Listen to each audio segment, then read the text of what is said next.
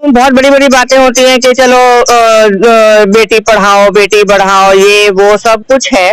उसकी जगह इतना बेरोजगारी बढ़ गई है, जो छोटे छोटे काम करने वाले हैं वो लोग मिलते ही नहीं है ना। और उनको तो फ्री का राशन मिल ही रहा है, उल्टा इतना राशन मिलता है कि वो लोग भी बेच देते हैं, फिर उनको काम करने की क्या जरूरत है। लेकिन इसकी जगह एजुकेशन की तरफ, लेडीज एजुकेशन की तरफ ज्यादा ध्यान रखा जाए। जब भी उनका संसद का जो सत्र शुरू होता है तो कितनी जने हैं जो नहीं आती हैं। हेमा मालिनी जी हैं, नहीं आती हैं। जया बहादुर जी हैं, ऐसे बहुत सारी लेडीज हैं जो नहीं आती हैं। और दूसरी सरकार के साथ जो हम एक्सपेक्टेशन कर रहे हैं, तो वो लोग मिली जुली सरकार कर रहे हैं। वो कितना स्टेबल रहेंगे, कितना करेंगे, नो डाउट उनके भी व्यूज अच्छे हैं।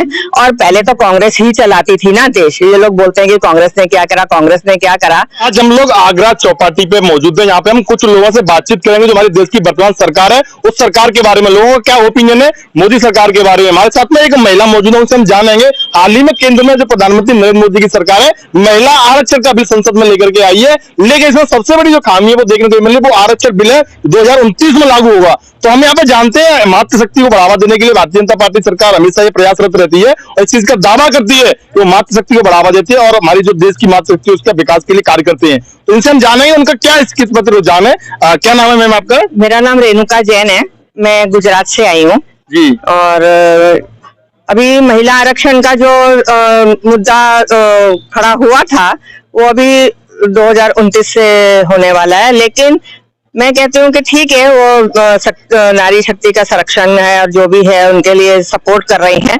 लेकिन इसकी जगह एजुकेशन की तरफ, लेडीज एजुकेशन की तरफ ज्यादा ध्यान रखा जाए। जितने हमारे ऑलरेडी संसद में हैं, क्या वो आते हैं संसद में? आते हैं, बहुत कम लेडीज हैं जो आती होंगी। आने से आपका मतलब कार्यवाही का हिस्सा बनते हैं, बात करते हैं, मुद्दे उठाते हैं। हाँ, जब भी उनका संसद का जो सत्र शुरू होता है तो कितनी जने हैं जो नहीं आती हैं। हेमा मालिनी जी हैं, नहीं आती हैं। जया बहादुर जी हैं, ऐसे बहुत सारी लेडीज हैं जो नहीं आती हैं। तो उससे क्या फर्क पड़ेगा? नहीं, वो तो मुझे नहीं पता। और यूं बहुत बड़ी बड़ी बातें होती हैं कि चलो बेटी पढ़ाओ बेटी बढ़ाओ, ये वो सब कुछ है। उसकी जगह इतना बेरोजगारी बढ़ गई है कि जो लोग ऑलरेडी मतलब उनको फ्री का राशन दिया जा रहा है, फ्री के सब कुछ फैसिलिटीज दी जा रही हैं, तो वो क्यों काम करेंगे? तो सरकार को सब चीजों के लिए थोड़ा ध्यान रखना चाहिए।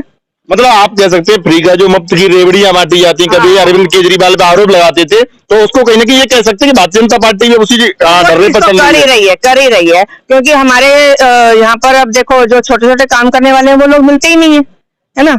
और उनको तो फ्री का राशन मिल ही रहा है, उल्टा इतना राशन मिलता है कि वो लोग भी बेच देते हैं, फिर उनको काम करने की क्या जरूरत है।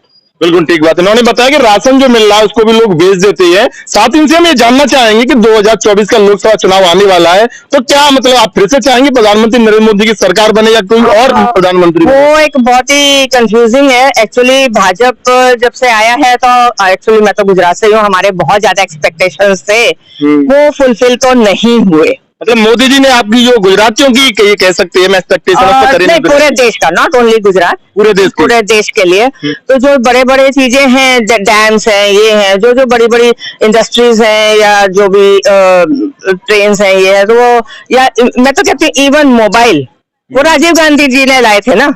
तो काम तो उन्होंने किए हैं, लेकिन वो अब अगर उनकी मिली जुली सरकार आती है तो वो कितना काम करेंगे, दैट इज नॉट श्योर। इसलिए इतना कंफ्यूजन है कि इस बार किसको वोट दिया जाए अभी, क्योंकि इंडिया जो गठबंधन उनका अभी चेहरा भी तय नहीं हो पाया है, वो प्रधानमंत्री पद को लेकर किसका चेहरा, तो कहीं ना कहीं ये कंफ्यूजन वाला है। इसलिए बहुत सोच समझ के वोट देना पड़ेगा, इस बार सोच समझ के देना पड़ेगा।